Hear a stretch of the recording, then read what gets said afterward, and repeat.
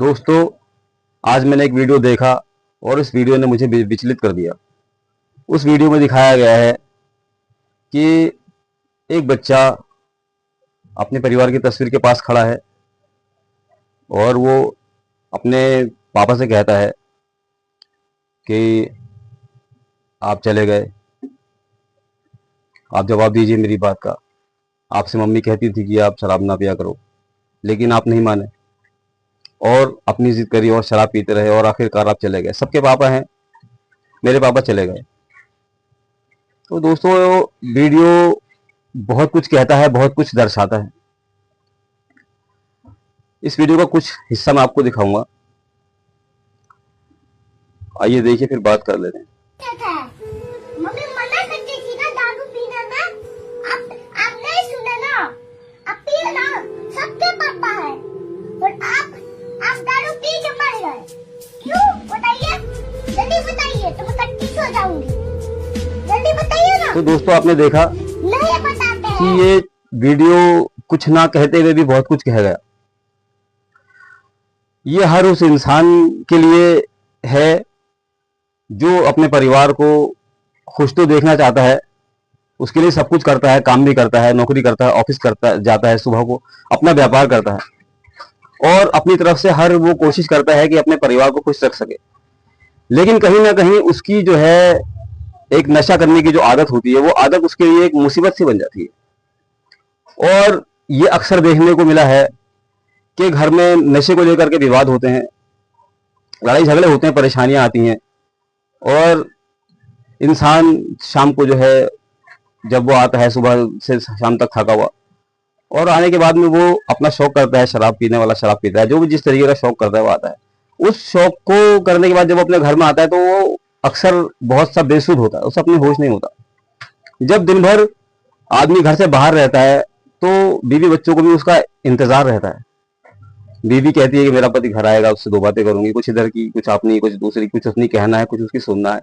बच्चे ये चाहते हैं कि हमारा बाप घर आएगा तो हम उसके साथ खेलेंगे, उससे बात करेंगे, अपने स्कूल की बात शेयर करेंगे, अपने दोस्तों के बीच जो बात हुई है उसको हम उससे बात करेंगे। लेकिन वो लड़खड़ाता हुआ बाप जब घर आता है तो वो बच्चों के किसी काम का नहीं होता, ना बीवी के किसी काम का होता है।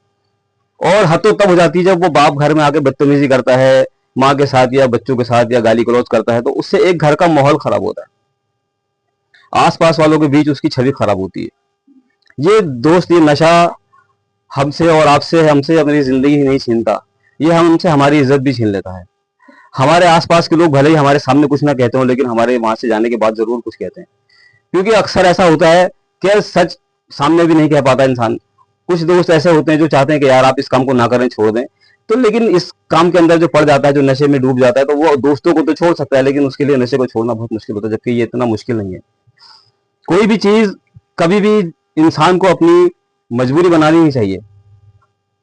उसके अंदर ये अपना एक सेल्फ डिफेंस होना चाहिए कि वो अपनी सुरक्षा कर सके, और इतना आत्मविश्वास उसके अंदर होना चाहिए कि मैं ये काम कभी भी कर सकता हूँ या कभी भी मैं इसको छोड़ सकता हूँ। अगर मेरे बच्चे चाहते हैं कि मैं इस काम को ना करूं, नशा ना करूं, शराब ना पीऊं, तो मुझे ये चाहिए कि मैं शराब ना पीऊं, नशा ना करूं, अपने बच्चों का कहना मानूं, ताकि कल ऐसा ना हो। दोस्तों, अब इस वीडियो को देख के या सुनकर कुछ लोग ये भी कहेंगे कि जिंदगी और मौत तो ऊपर वाले के हाथ में, जिसकी जब आनी है तभी आएगी, जो बीमार जब पड़ना है तभी पड़ेगा। तो दोस्तों, ऐसा नहीं है, ये बात हकीकत है। मैं भी इस बात को मानता हूँ कि अल्लाह की मर्जी के बगैर दुनिया से इंसान ना तो वो आ सकता है, ना वो यहां से जा सकता है, लेकिन वो अपनी सेहत को तो खत्म करता है ना। जब तक आपके शरीर के अंदर जान होती है तब तक आप शराब को पीते हैं, तब तक आप नशे को करते हैं। लेकिन जैसे जैसे आपका शरीर अंदर से खोखला होता चला जाता है, उसके बाद आपके अंदर कमजोरियां बढ़ती चली जाती हैं, और आप जैसे जैसे कमजोर होते हैं, आपका शरीर कमजोर होता है, तो आप एक खुशहाल जिंदगी से एक बीमारी की जिंदगी की तरफ को खिंचते हुए चले जाते हैं। वहां पर आप बीमारियों का शिकार होते हैं, आपका पैसा भी खर्च होता है, आपकी सेहत भी खत्म होती है, आपके एक आदमी के बीमार होने से पूरा का पूरा घर परेशान होता है। तो मैं अपने देखने वाले दोस्तों से इतना ही कहना चाहता हूं कि आप मेरी इस वीडियो को शेयर करें, और जो भी आपके आसपास के लोग, आपके घर में हो या आपके बाहर हो, दोस्त हो, यार हो, जो भी नशा करते हैं, उनको समझाएं कि नशा ना करें। और सरकार भी इस पर रोक नहीं लगाती। शराब पीने वाला अगर पीकर पकड़ा जाए तो उसको उठा के पुलिस वाले जेल में बंद कर देते, लेकिन ठेकों को जाकर बंद नहीं कराते, शराब की दुकानों को बंद नहीं कराते, क्योंकि सरकार को सबसे बड़ा फायदा अगर किसी चीज से है तो वो नशे से है। आज शराब सस्ती है, और जिस शराब को पीने के बाद हम और आप बीमार पड़ते हैं, वो दवाइयां कितनी महंगी हैं, आपने कभी सोचा? नहीं सोचा। जिंदगी भर में जो आप कमाते हैं आधे से ज्यादा की आप शराब पी जाते हैं, और जो सेविंग बचा के रखते हैं अपने बच्चों के भविष्य को खतरे में डाल देते हैं। और वो सेविंग जो आपकी होती है वो आपकी बीमारियों पर खर्च होती है, आपकी तबीयतों पर खर्च होती है। जो आपके ऐश और आराम के लिए खर्च होना चाहिए, जो आपके बच्चों के भविष्य के लिए खर्च होना चाहिए, वो आप खुद अपने ऊपर खर्च करा रहे होते हैं कहीं ना कहीं। तो ये कह करके इस बात को न टालें कि जो होना है वो होगा। आप नशे को सीरियस लें और कोशिश करें इसे छोड़ दें। और आपको मैं एक छोटी सी बात याद दिलाना चाहता हूं दोस्तों, अभी लॉकडाउन लगा था। लॉकडाउन में सबसे पहले क्या खुला था, शायद आप में से ज्यादातर ज्यादा लोगों को ये बात याद हो या ना हो, लेकिन मैं आपको ये बात बता देता हूं कि सरकार को शराब से इतना बड़ा फायदा है कि लॉकडाउन जब खुला था तो सबसे पहले शराब के ठेके खोले गए थे, अस्पताल जाने के लिए गाड़ियां बाद में खुलेगी।